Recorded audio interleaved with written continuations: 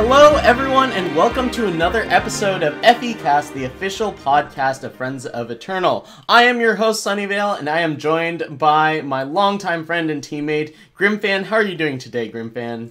I am doing good, pretty good. Yeah, I'm a little tilted by the ja emote, but other than that, I'm having a good.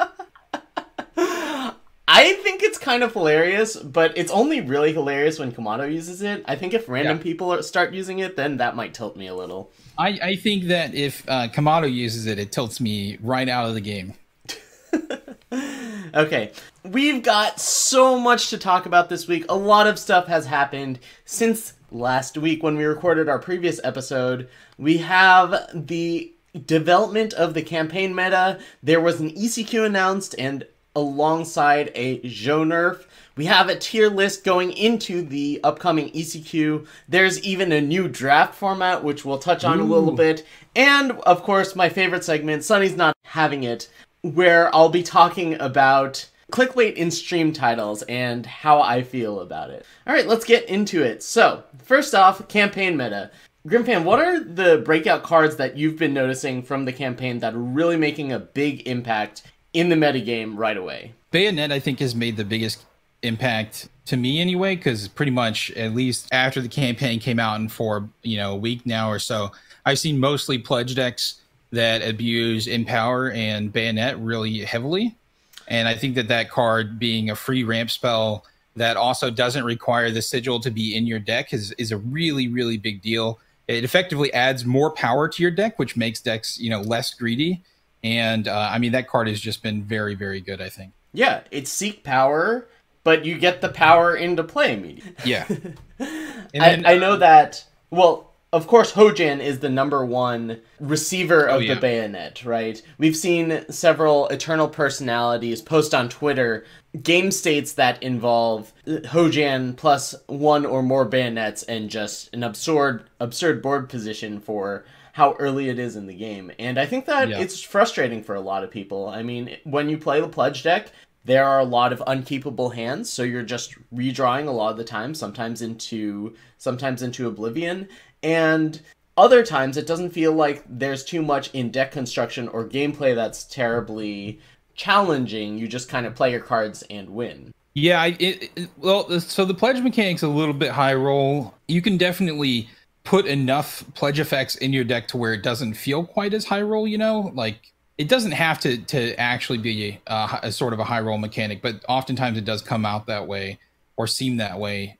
And the decks that require pledge are definitely much, much, much better when they have the pledge cards. So without pledge, those decks are really bad.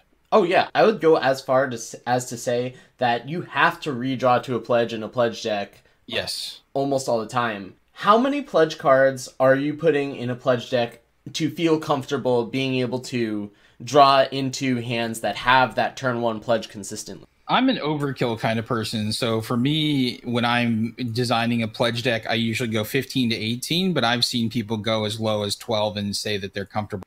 For me, 12 is not a place where I feel comfortable, but that's just... I really want to be able to have a pledge in my first hand and my second hand, like just so that I can mulligan without feeling like I'm losing the ability to see hands. It's a similar thing to why I don't like 25 power aggro decks very much. If you're always giving up your initial hand, I feel like your deck becomes much worse if you always have to redraw. Yeah, I'm with you on the pledge card counts. I think that you can get away with 12, but there are going to be an unfortunate percentage of games where you're just not in the game at all because you're looking for that pledge and you never find it. Yeah. The other big card that we've seen a fair number of complaints about on Reddit and several calls for its nerf is Koroviat Palace. That seems to be a major player. It's skyrocketed to become the best side in the game, I think, by many accounts at this point. Yeah, so the Palace is pretty ridiculous. The biggest problem with it that I can see is that basically you have to be winning the board for Palace to be beatable. So if your opponent, if you have less units than your opponent, and then your opponent plays a Palace, and suddenly you can't attack the Palace, you probably are not going to be able to win the game because it comes usually tacked on with evasive units or units that have stats that are way too difficult to control. And then you have to lose a significant portion of your board just to attack it. And if you don't kill it, then that's going to come with a sack the city the next turn, which will probably kill you. And Yeah, so it's really interesting. It has the gigantic built-in 1-2 punch of withstand into sack the city, which is usually enough to kill someone. I mean, how big does a unit have to be for that to be lethal?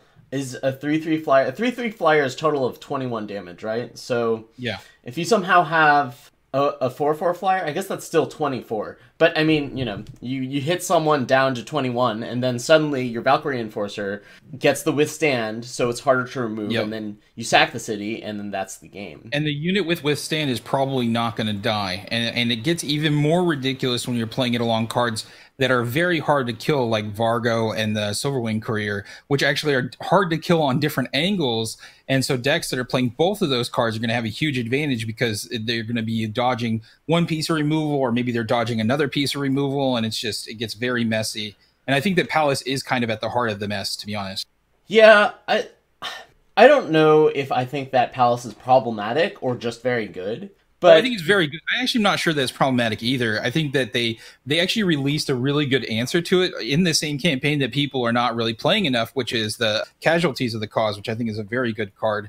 And people have been kind of, I wouldn't say they're ignoring it, but they're definitely not giving it enough of a chance, I think. Well, I think the issue is that even if you take down the Palace, even if you use a card like Casualties of the Cause or Display of Intellect? No, what's the gen of? I think it is Instinct, isn't it? Anyway, so if you use a card to take down the Palace, then you're down resources and you're still getting beaten down by the gigantic withstanded unit, right? So that makes it pretty difficult to answer with a card. I think the best way to answer the Palace is with board position. Yeah, I agree. And I think the fact that Palace is in two factions, it's not in time. So, like, both factions are actually pretty reasonable at controlling the board with, like, Hailstorm, Harsh Rule. I mean, I guess if you're, I don't know. But both of those factions have removal options, and that makes it easy, or that makes it conceivable to control the board while you set up your Palace and then win with one large threat or that. Yeah. Okay, so you touched on Vargo Redclaw. I think that there's a really interesting dynamic between Silverwing Courier and Vargo Redclaw. Both of the units don't do anything when they enter the battlefield, but they can only be removed by very specific answers. And the answers to one do not work on the other. By and large, not completely.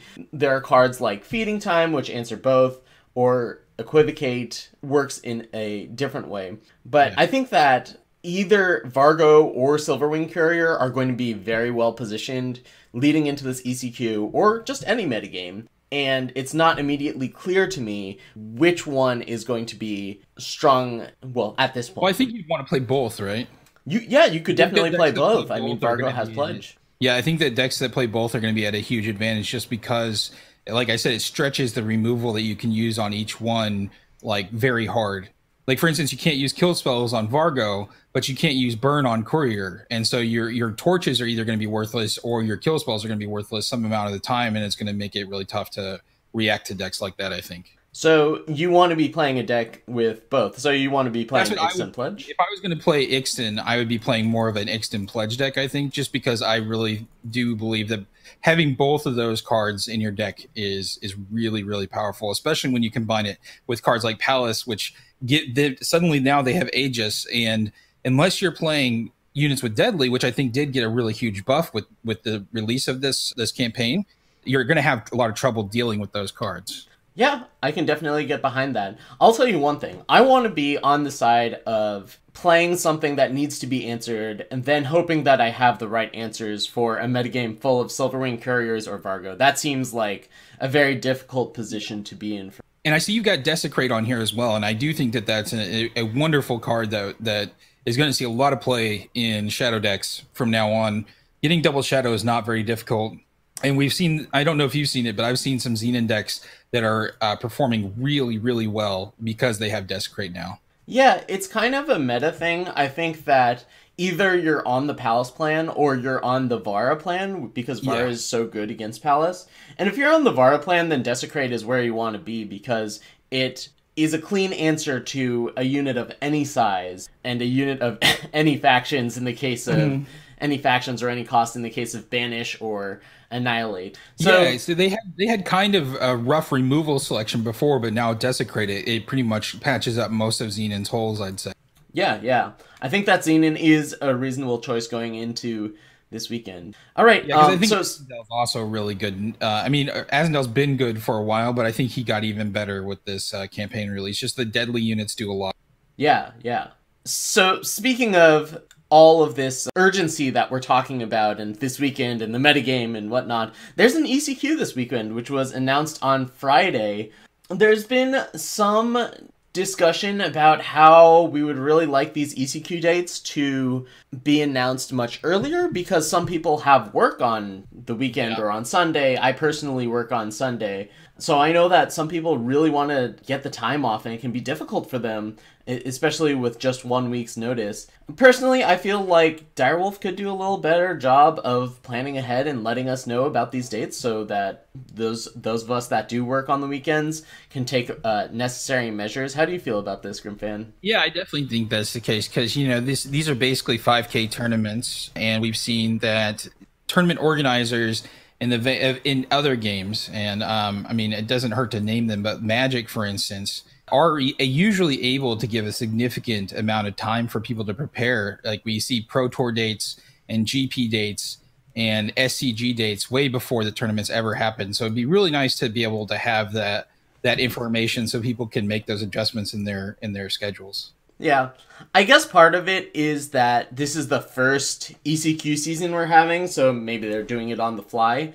But still, It would be really nice to have some advance notice. The other thing that's along with this is, as Joe Nofer was announced last week, so that's 1 week before the tournament, that Joe was going to be nerfed to 8 and quad fire. Yes. Leading up to the tournament. And I like two things about this. One, I really like something to shake up the metagame, whether it be nerfs, buffs, new cards, or something like that right before a tournament, because then it's a scramble to figure out what the best tech is, and I love that. That's fine. Yeah, and it definitely gives a small edge to those that are able to do a lot of testing as well. So like teams generally perform a little bit better when something is new, so that they can get together and formulate a plan as a team. And it's a little harder, I think, for individuals, but I'm sure people shouldn't be too worried about it. Well, I think it requires some level of critical thinking, whether it's from an individual or a team, because a lot of the lists, like net decking right after something in the metagame changes, such as a nerf buff or new cards being added, is really risky because there's no track record for this deck, right? And I think that means that while you can still net deck for a tournament like this, you can't just rely on the fact that the deck has been around for a while as a testament to its credibility. And, well, I mean, anything that gives brewers an advantage over net deckers, I am... Yeah, I guess you are more of a brewer, right? Well, I don't know. It's been a while since I've come up with, like, my own archetype. There's really not been a lot of that lately, but I do tinker with deck lists a lot. I rarely you tend to come up with a good twist on decks. You very rarely play the exact same 75 that you'd see other people. Yeah, so obviously I'm going to be on the side of anything that gives people who do that an advantage. I think that nerfing a card right before the ECQ is okay. I would just prefer that there was more. I definitely think that, going back to what you said before, I prefer there was more information going into when ECQs are, just so that we have a better ability to test for things or get ready for them a little sooner, or to make schedules around taking time off of work or whatever you're going to need to do. And I don't think I mind having changes. I think that's fine. It's always nice to shake up a meta before a big tournament. I actually like that as well. Hopefully we'll see some new things this weekend. I have a feeling, and this is probably going to segue right into what we're going to talk about next, but I have a feeling that the nerf is not really going to be that meaningful anyway, though. Yeah, there's some debate as to how much it's going to impact the decks that use Zhou. Zhou, of course, is most known for its ability to jump in the market and then jump back out of the market and come with a new treasure trove, right? Yeah. So I guess you were talking about a segue, let's go into our next topic, which is a tier list, a thrown together tier list, I suppose, but really more a discussion of which decks are the decks to beat and which decks are challengers and have the potential to beat those decks at the top of the current metagame. So right now, I would say we have Huru and Ixtun at the very top of the metagame. Whether that means that those decks are playing Bayonet or not, I'm not sure. So Huru and Ixtun can both be built as pledge decks or as non-pledge decks. And you could also say that Time Justice Primal could also be thrown into that mix as a pledge deck. Yes.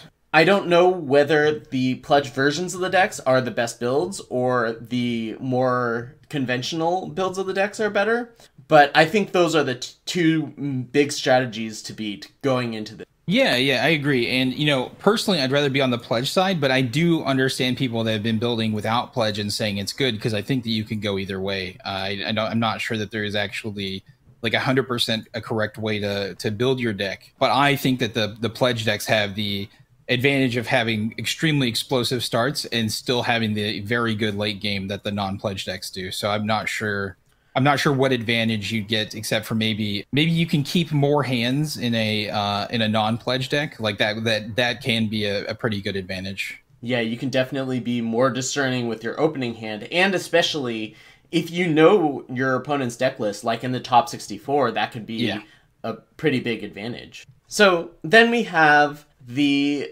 challenger decks that we think could do well, but whether they are as good as the tier 1 Huru and Ixtun decks, or whether they're, tier 3 and very risky to play to bring to this tournament, I'm not really sure. But the ones that I think could be players are Haunted Highway, Reanimator, Xenon, Argentport, Temporal Control, Chainbray. Maul, of course, is going to be a player, though I would not recommend it to anyone planning on doing well in the elimination stages. And the TJP pledge deck, where I don't know where that fits as far as being a deck to beat or a challenger. I think for the qualification stages, you're going to have to be able to beat Huru and Rakano probably, just because I think that those two will be very, especially aggressive renown / pledge versions. I think those will be the most commonly presented, at least in the qualifying stages. Yeah, there are definitely going to be plenty of decks in the qualifying stages, as there always are in ECQs. So in this challenger level, Grimfan, do any of these decks stick out to you as being prime candidates for doing really well this weekend? Yeah, I mean, I think that the Ixtun Control, Ixtun Renown are both probably going to be in a good position. I actually think Firetime Primal is probably still in a decent position. I'd say Equivocate is quite good right now. And any deck playing Equivocate could be positioned fairly decently. I'm still not sold on the Zonerf being the end of that card, so I'm not sure that you actually have to go as wild as some people have been suggesting. I've heard some things like take out the Zos and replace them all with Zal'Cheez. I think that might change the deck too much. I think you need some amount of Echo in there, you might need Find the Way or something to compensate for stuff to put away for your merchants, if you're going to take Zoe. Yeah, I agree. I think that just jamming Zal'Cheez is really risky because then you just have too many expensive cards in hand. Like, playing FTP is really just a puzzle of adding up to your maximum power every turn. Like, playing cards that add up to your maximum power every turn and making sure that you can play a power every turn. Like, that's a really gross simplification out of it, simplification of how to play the deck, but I think it's actually pretty accurate. You need to use up all your power every turn and make sure you play a power every turn, and then that's how you do well with the deck. Yeah. So when you have a bunch of cards that cost 7, like Zal'Cheez, random Zal'Cheez in your hand, that doesn't really help you.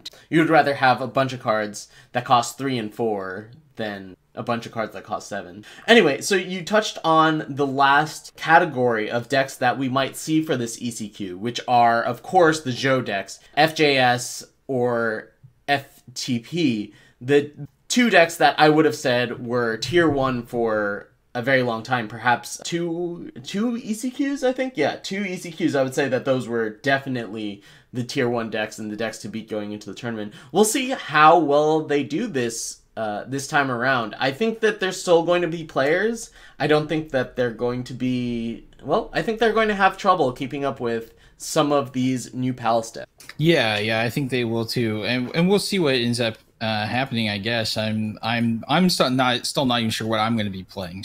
Oh yeah, absolutely. I have no idea what I'm playing at this point. I'm going to be jamming a lot of games this. Okay, so there you have it. We think that Hero and Ixtun are the decks to beat. There are a huge host of challengers that could be good, although we don't know if they can claim the top spot or if they are going to just be an underdog to the Palace decks. And then, of course, we have the Zhou decks, and we'll see how well they play this. Okay, so in addition to all this craziness we've also had a new draft format, right? Instead of drafting set 5, then 2 curated packs, then set 5 again, it's going to be a curated pack, 2 set 5 packs, and then another curated pack to round out the draft. And these curated packs have undergone a huge overhaul. Now they look a lot closer to set 3. There are a lot of tribal synergies.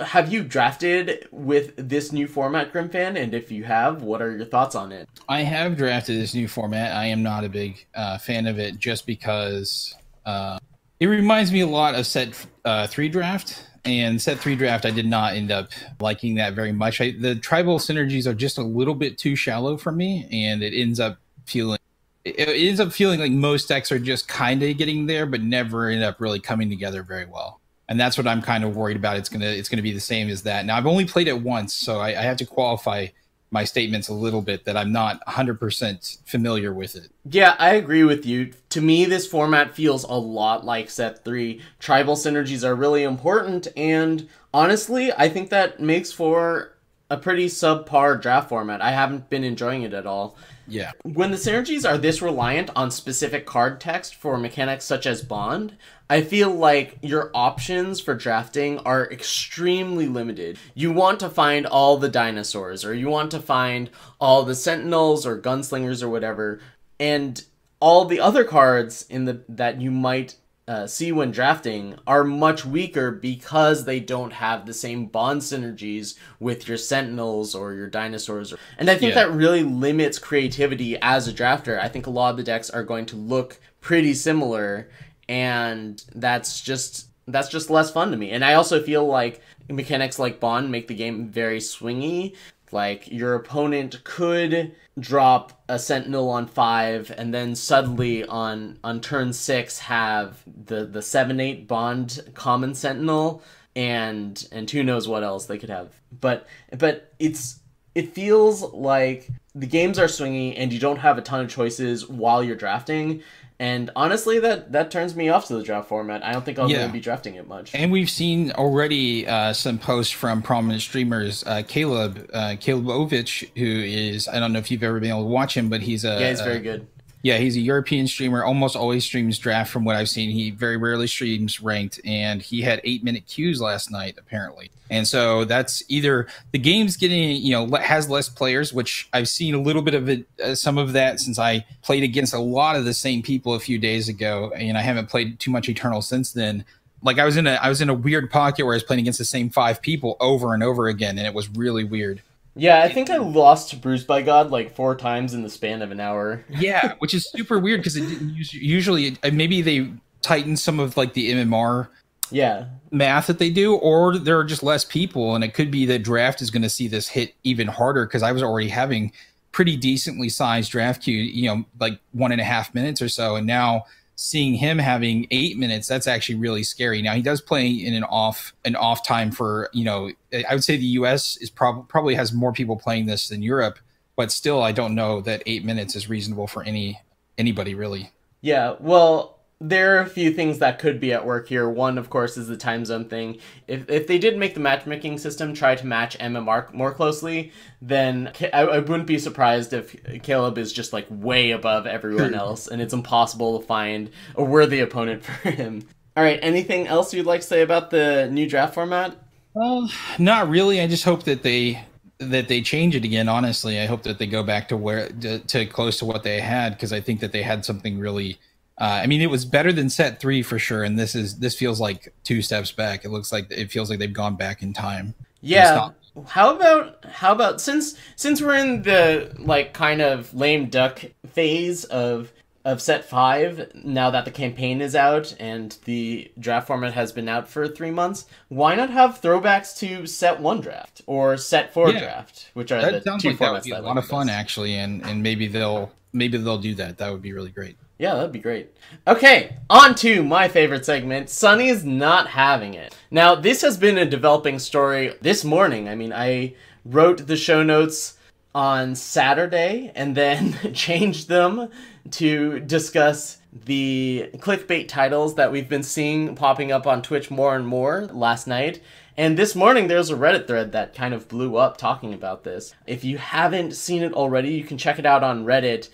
My guess is it's going to be the top post for now and maybe for a day or two after this. Basically, what the poster is complaining about is that people are abusing the drop system by having titles such as Diamond Campaign and Drops at 50k Influence or something like that. Something where the preview of the stream shows Diamond Campaign or Diamond Drops, but there aren't actually any drops going on in stream. And there's the people who have been posting these titles and streaming and implying that there might be drops in the channel when there aren't, have the defense of, oh, well, it's just a true statement. For example, a stream that I was in last night said, Diamond Drops is a phrase you will find in Twitch tiles regardless of whether or not there are actually Diamond Drops. That was the title? That was the actual title. Wonderful, okay. Yeah, so the person who is on their phone looking for streams to watch is going to see Diamond Drops in quotation marks and be like, okay, yeah, I'll go in here to get some Diamond Drops. And I just feel like it's very misleading and... Oh yeah, it's definitely misleading. Yeah, I mean, I just... It really hurts me to see so many streamers doing this on a daily basis. There was also another one. There's a screenshot in one of the Discord channels that I'm in where someone says something about Diamond Drops. I think it was like Diamond Drops 1 active can give up to 10 packs, and the person's running a silver drop campaign. This is all misleading. Okay, yeah, you might have a technically true statement in your title, but everyone knows what is being implied if you have Diamond Drops in all caps in your title. And if you pretend that you're too naive to be actually actively misleading people, I just don't believe that. I think that people that have been around for a while know what you're implying when you put the words Diamond Drops in your title. And I just think I think it's a scummy thing to do. I think it's misleading. And I think it's disrespectful to the community. I mean, the viewer that clicks on your stream is I don't want to say promised because it's not a promise. But it does feel like they're being misled into watching a stream and not getting what they're there for. Yeah, I think that a lot of this stems from... Unfortunately, it stems a lot from the way that the campaign system works. And, you know, a lot of what Direwolf has presented to us expects you to do to be a good community member. You know, then that's the whole thing behind the community store is they expect you to be respectful of your fellow streamers, of the people that are watching you and that kind of thing.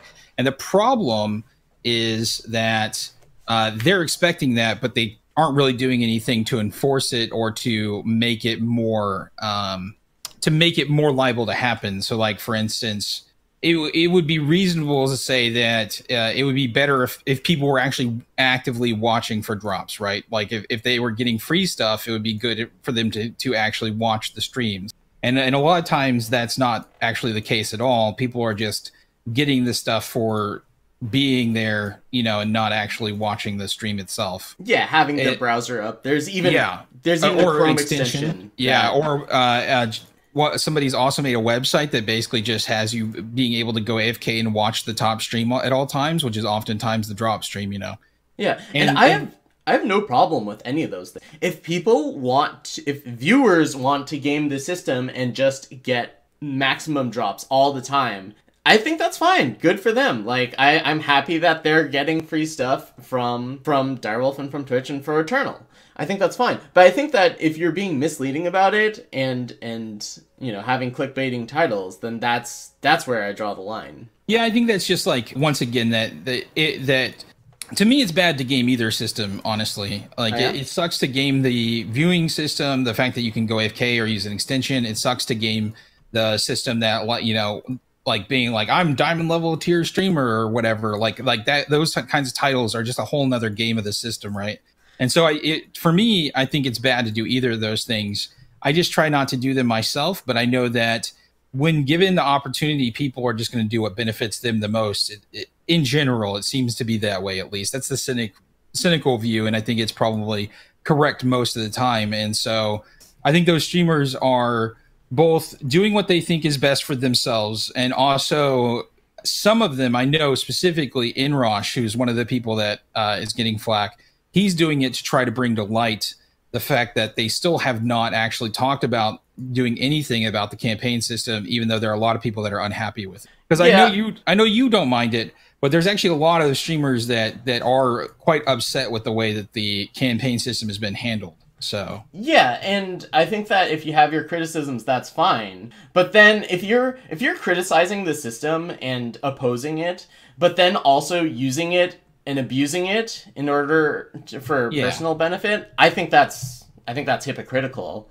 It is, yeah, and I think that some people definitely are not trying to abuse it. Like I said, Inrosh, for instance, did use it for benefit at one point, but that was also a charity stream, and so it wasn't his own benefit, really. It was to the benefit of the charity, you know. Yeah. No, you can definitely use a campaign and be critical of it. But if you are abusing it and you're saying, oh, I'm just being critical of it, like if you're being misleading and saying, oh, you're just being critical of it, like you don't have to say diamond drops. You can say emerald drops, as someone pointed out. You could say copper drops or something that doesn't actually exist. If you're actually, if your goal is to bring to light that, like, you think the system is messed up, there are ways to do it without misleading people. Yeah, I can agree with that. I mean, there's all types of forms of protest, and I think that this is just the way that they decided to go about it. And I'm not saying that it's 100% the correct way to do it, but I'm also of probably a faction that doesn't mind that so much, just because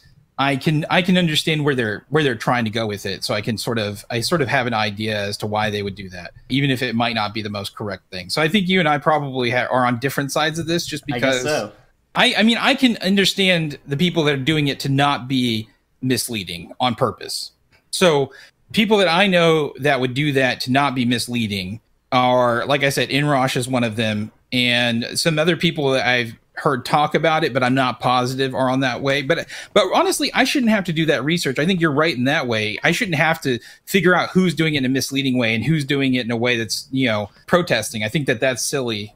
So you're probably right in that way. Maybe it isn't the best way to go about protesting the system, because it does create this weird question on who's doing it in which way, and should that even actually be an issue? Like, why should people be doing it at all? Yeah. All right. So I guess that's enough on that topic. Don't be a jerk, people. That would be awesome. Actually, you know, one of my favorite things on Eternal Warcry is be excellent to each other. That's what it says above, like when you're about to make a comment, right? No, I'm serious. Yeah, no. I know what you're talking about. I commented on it. Yeah, people don't follow it at all, but they should, because that's like the best thing you can do is just be good to each other. If you can possibly manage that is. You know? Yeah. Well, what you said earlier about just no matter what system is in place, there are going to be people that are going to use it to personal benefit at the cost of the community at large. That's just a truth. That's just human nature. Yeah, but I'm hoping that they can. Like, honestly, I would really like to see them come up with a system that can benefit streamers and viewers without having to hurt the community. And I think that, honestly, drops have been more of a negative than a plus. Now, I have personally made money off of using the drops, but I don't think that is a good metric as to whether or not they're good for the community. Yeah. Yeah, I mean, if people use them appropriately, I think it would be a good thing. But the way that people are using it has turned out to be Well, it's caused some problems. We'll Yeah. reserve total judgment. All right. Well, thanks for joining me on this episode of FECast Grimfan. It's always a pleasure to talk to you. We have the ECQ coming up this weekend. Let's see if we can crack the top 64, and heck, let's see if we can crack the finals. I mean, That'd be nice. Would be nice. All right, Grimfan, do you have anything else you'd like to plug as long as we're on the air? No, we're on the same team. I don't really need to plug anything. You can find me on Twitch or Twitter by the name Grimfan, and that's it. All right. Thanks, everyone, for listening. This is episode 4, and we're still going strong, so I have every reason to believe that there's going to be a 5, 6, and 10, and whatnot, so we look forward to having you again in the future, and thanks for listening. Until then, I will see you in the friend zone. Friends of Eternal is a community-based Eternal team dedicated to self-improvement and helping others in their own endeavors. We are an inclusive group and are happy to welcome all comers to our ranks. If that sounds like something you'd want to be a part of, or if you think we're pretty cool and you'd like to hang out with us, go to my Twitch channel, twitch.tv/Sunyveil, and type in !FE, and there you will be given information on how to join and how to find the Discord. Thanks again for listening, and until next time, I'll see you in the friend zone.